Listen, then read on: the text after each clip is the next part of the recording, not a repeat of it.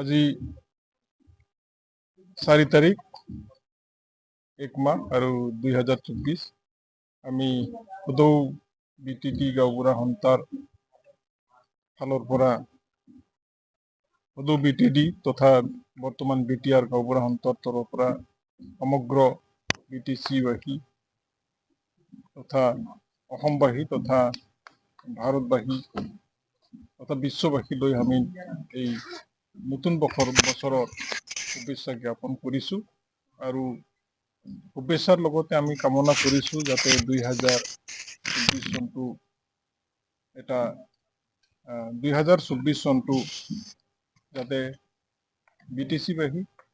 অসমবাসী তথা ভাৰতবাসী তথা বিশ্ববাসীলৈ শান্তি সম্প্ৰীতি আৰু ঐক্য আৰু ভাতৃত্ববোধ আনে আৰু যাতে 2024 চনটো মংগল কামনা কৰিছোঁ আৰু যাতে শুভ হওক আৰু সকলোৰে আমি কামনা কৰিছোঁ। তো আমি সদৌ বিটিটি গাঁওবুঢ়া সন্থা আমাৰ 6 জানুৱাৰী আমাৰ 18তম প্ৰতিষ্ঠা দিৱস আমি পালন কৰিম আৰু এই 18তম প্ৰতিষ্ঠা দিৱসত আমি বৰ্তমান বিটিআৰত যিমানবিলাক গাঁও আছে সকলোৱে যাতে যোগদান কৰে আৰু আমাৰ এই কাৰ্যসূচীটো যাতে আমাৰ সাফল্যমণ্ডিত হয়। আৰু আমি আপোনালোকে সকলোৱে জানে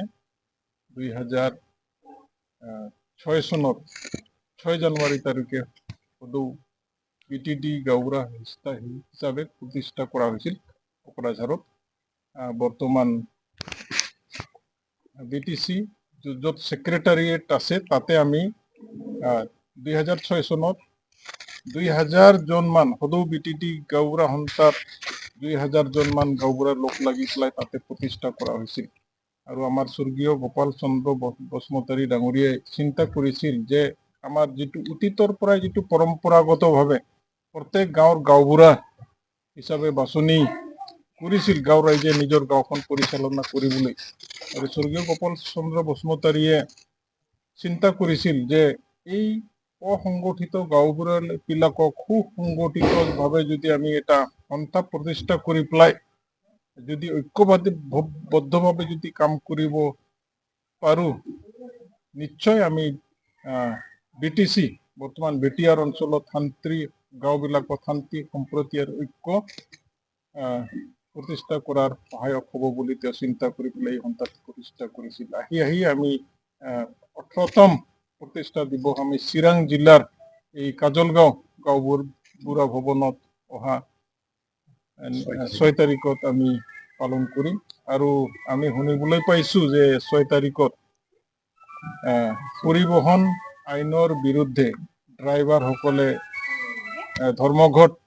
তথা চকাবন্ধ কাৰ্যসূচী ৰূপায়ণ কৰিবলৈ লৈছে। তো আমি আপোনালোকৰ মিডিয়াৰ থ্ৰুতে আমি আহ্বান জনাইছোঁ যাতে এই প্ৰতিষ্ঠা দিবলৈ অহা ওদালগুৰি, বাক্সা, চিৰাং